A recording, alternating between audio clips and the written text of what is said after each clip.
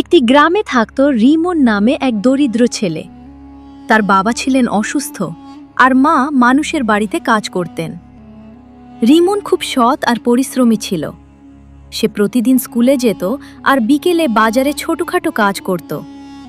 একদিন বাজারে কাজ করার সময় রিমন রাস্তার পাশে একটি মানি ব্যাগ পেল।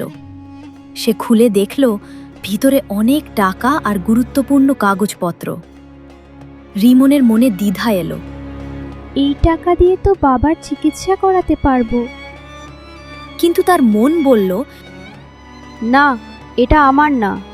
রিমন মানিব্যাগে থাকা ঠিকানা দেখে সেটা ফেরত দেওয়ার জন্য বেরিয়ে পড়ল। অনেক খোঁজাখুঁজির পর সে মালিকের বাড়ি খুঁজে পেল। বাড়ির মালিক ছিলেন এক ধনী ব্যবসায়ী। রিমন মানিব্যাগটি ফেরত দিলে লোকটি অবাক হয়ে গেল।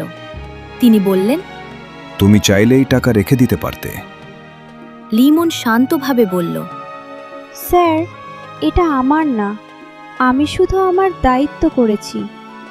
লোকটি খুশি হয়ে রিমনকে কিছু টাকা দিতে চাইল, কিন্তু রিমন নিতে চাইল না। রিমন শুধু বলল, স্যার, এটা আমার না, আমি শুধু আমার দায়িত্ব করেছি। তার জন্য আপনার আশীর্বাদ যথেষ্ট। লোকটি কিছু না বলে হাসলেন। কয়েকদিন পর রিমনের বাবার অসুস্থতা হঠাৎ বেড়ে গেল। হাসপাতালে ভর্তি করার মতো টাকা তাদের কাছে ছিল না। ঠিক তখনই সেই ব্যবসায়ী লোকটি হাসপাতালে এসে হাজির। লোকটি বললেন, তোমার সততা আমি ভুলিনি। এটা আমার কাছে একটা ঋণ ছিল, আজ সেটা শোধ করছি। তিনি রিমনের বাবার পুরো চিকিৎসার দায়িত্ব নিলেন।